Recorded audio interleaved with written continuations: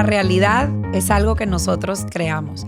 Y yo sé que estás pensando, ay, qué mamada es esta. Pero si quieres saber exactamente cómo vas a cambiar tu realidad, te tienes que quedar a este episodio de Chingonexión. Bienvenidos, gracias por estar aquí. Yo soy Ania Carranza, tenía mucho rato de no presentarme. Y es que ya siento que me conoces y te conozco. Y me encantaría, deberíamos de hacer como como una convivencia, ¿sabes? Un meet and greet y sentarnos a platicar y platicar y platicar por horas y poder conocer tus casos, lo que te gusta, lo que no te gusta. Me ha tocado, curiosamente, mucho me he topado a gente que le gusta el podcast y gente que incluso me dice, no sabía que estabas en redes sociales. De que ni te sigo en redes, pero me gusta tu podcast. Gracias por estar aquí. Gracias por estar y ser parte de esta realidad que yo creé. Y me encantaría, güey, de verdad, que te quedes hasta lo último de este episodio para que aprendas a cambiar tu realidad. No es brujería, número 1. Número 2, es una manera de cambiar tu realidad de la mano de Dios, pero va mucho más allá de orar o va mucho más allá de saber que Dios existe. Este es un método efectivo, garantizado. Y te voy a poner varios ejemplos durante este episodio, para que veas cómo tú puedes cambiar tu realidad desde la comodidad de su casa. Y no estamos vendiendo polvos mágicos. Bueno, ahí te va. Mira, cuando tú sabes que parte de mi historia fue que yo estuve casada con un narcisista, este vato, el muerto, que cuando tú estás metido en una relación por tantos años, yo estuve casada con él 8 años. 8 años, pendeja. O sea, Ania, ¿cuántos años más? ¿Sabes? Como de que cuántos más, Peña Nieto. Bueno, así yo. Después de que tú estás tanto tiempo como que en un círculo tan cerrado de tú, una persona y 2 niñitos, porque yo tenía a Jimena y él tenía a su hijo, tu realidad se empieza a convertir en esa. Ojo, pues es que esa es tu realidad. Pues sí, claro que esa es mi realidad, pero me refiero que había afuera otras cosas que yo podía hacer. Sin embargo, era como que mi mente ya estaba condenada, estipulada, manipulada a solamente hacer esa realidad. En mi mente no conocía la posibilidad de otra realidad. De hecho, cuando yo hablaba con gente que se había logrado salir de una relación tan tóxica como la que yo estaba, siempre les preguntaba, ¿hay vida después de salirse de esta relación? Porque para mi cabeza era inalcanzable la idea de que después de él yo podía llegar a ser feliz o que después de él yo podía llegar a realizarme como mujer, como persona, como mamá, como esposa, de que después de él realmente podía yo romper cadenas, ¿cómo se llama? Patrones, cosas así. Ahora, imagínate la situación, güey, donde yo estaba metida en su casa. Él era prácticamente el único ser humano adulto con el que yo mantenía conversación, porque mi familia no estaba aquí, no tenía amigas, o sea, ya sabes, llegué como en blanco. Entonces el güey, cuando se emputaba, me decía faltas de respeto en la pelea. Ania, estás bien desnalgada. Yo como, ¿por qué me quiero contentar contigo? Y yo me volteaba a ver las pompis de que, sí, estoy desnalgada, ni modo, pues me chingué. ¿Sabes? De que no, pues no se va a contentar conmigo. Se la pasaba diciéndome que su ex era mucho más bonita que yo. Se la pasaba diciéndome que como yo no tenía papeles, yo no iba a ser nadie en este mundo. Y menos en este país. Se agarró también de que yo no tengo una carrera y me dijo, sin un título, tú jamás vas a ganar más de $100,000. Y te voy a decir una cosa, y te lo digo con mucho orgullo, y no te lo digo por presumir. El año pasado estábamos haciendo las taxas, Hila y yo, y el año pasado mis ingresos llegaron al $1,000,000. No me la creo, güey, pero me dan tanta ganas de ir a ponerle un letrero a la puerta de su casa al pendejo que me dijo que sin un título y que sin papeles yo no iba a ser nadie. Y bueno, obviamente ya tengo mis papeles, ¿no? Pero imagínate todas las mentiras que el güey me decía. Y lo más triste era que pues yo me la creía.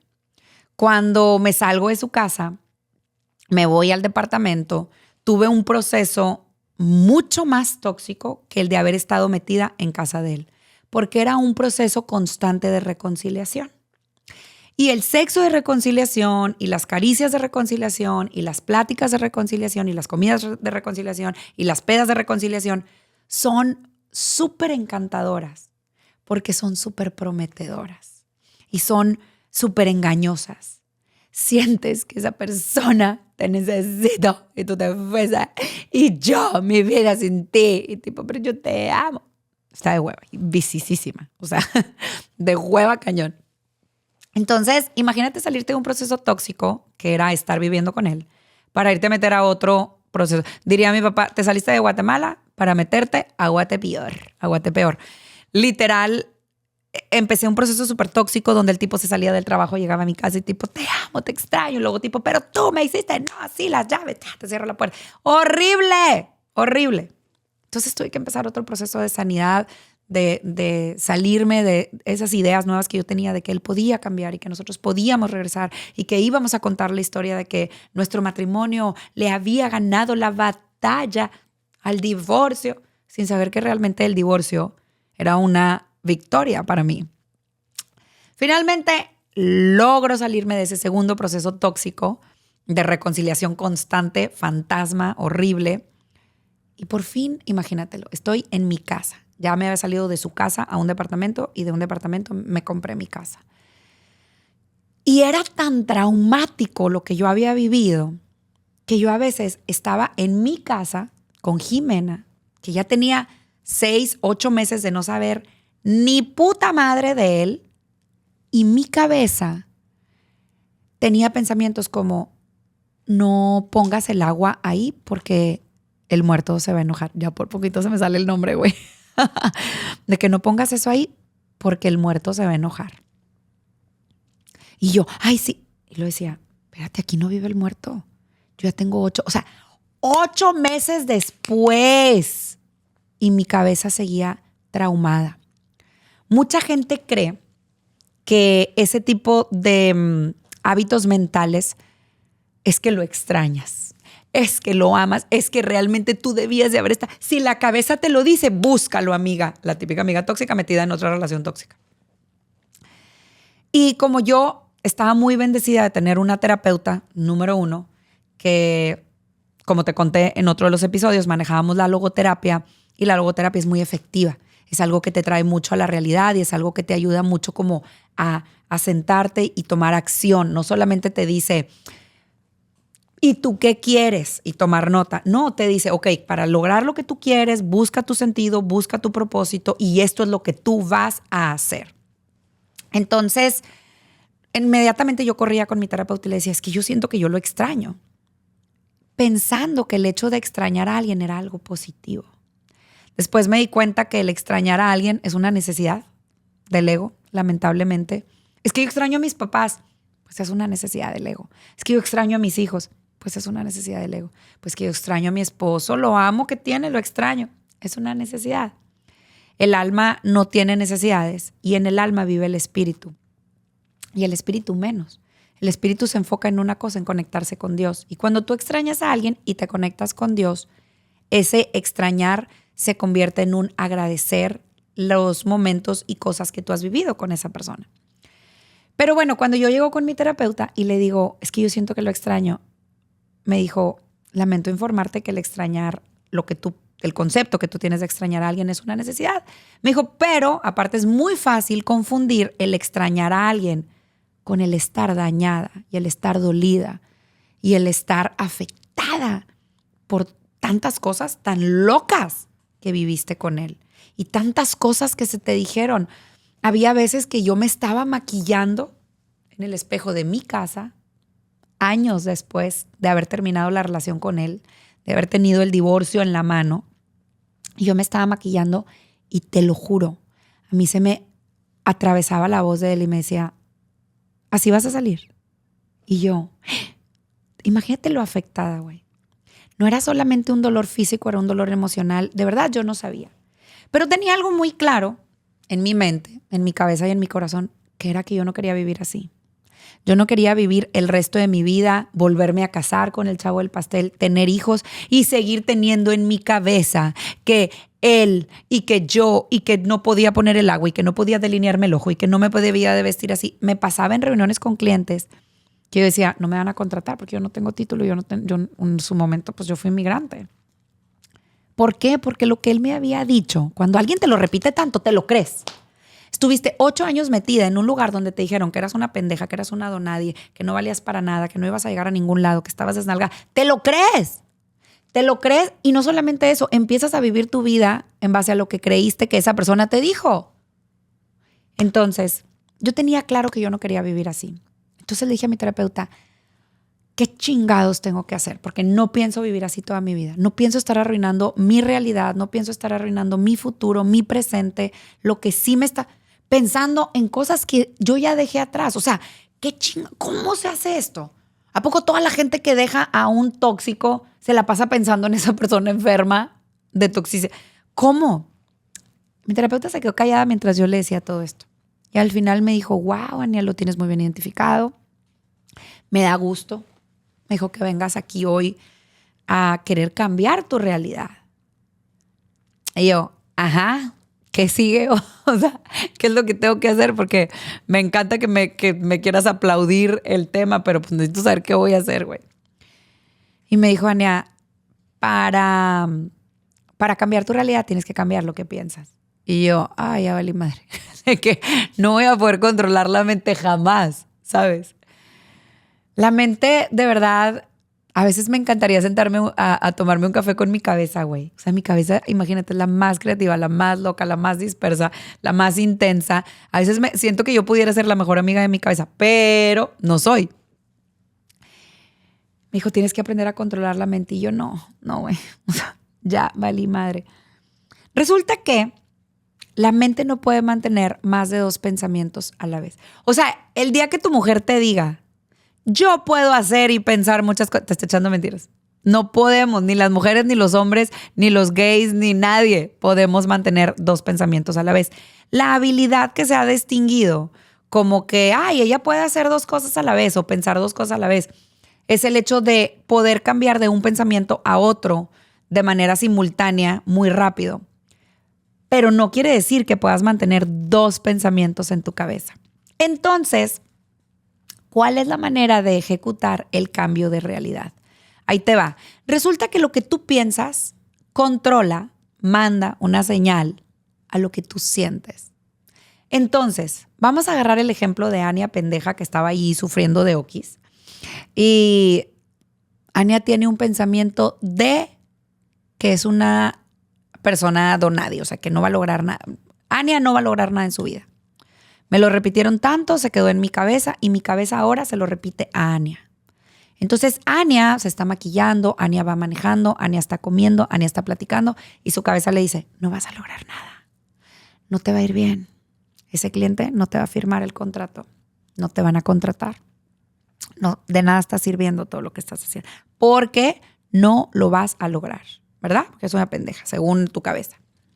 Bueno, lo que tú tienes que hacer es cambiar ese pensamiento. Pero ¿cómo se cambia ese pensamiento que se construyó en 8 años? Ni modo que te pases 8 años de tu vida sufriendo, 8 años de tu vida, sí, puedo, sí. ¿Te imaginas, güey? 8 años tardándote en hacer un cambio, no mames, es un chingo eso, ¿sabes cómo? Entonces, lo que tienes que hacer es cambiar tu pensamiento. ¿Qué vas a pensar? Voy a pensar que sí lo voy a lograr. No, en ese punto tu cabeza tiene un pensamiento mucho más pesado que es no lo vas a lograr. No eres suficiente. No eres capaz. Cuando tú vengas y le digas, sí soy, la cabeza te va a decir, órale, chido, no eres suficiente. ¿Sí me entiendes? Te lo vas a seguir repitiendo porque es mucho el patrón que tienes ya en tu cabeza. ¿Cuál es la solución? La solución es tener pensamientos de bien listos. Te vas a ir a tu archivo así de cosas bonitas que has pasado en tu vida. De cosas que, por ejemplo, en mi caso, mi boda con el Chavo del Pastel fue un evento histórico para mí, para él. Fue el concretar nuestra relación con Dios como matrimonio, como pareja, como familia. Fue la confirmación de que Dios tenía un plan para mi vida. Fue muchas cosas. Y te puedo hablar horas y días y años del día de mi boda. Te puedo contar que mi diseño lo hicieron los diseñadores que le hacen vestidos a Rihanna y a Belinda y a muchas otras artistas. Te puedo contar que mi esposo me compró mis primeros zapatos de más de $1,000 de diseñador para que yo me los pusiera el día de mi boda y al final terminé en tenis.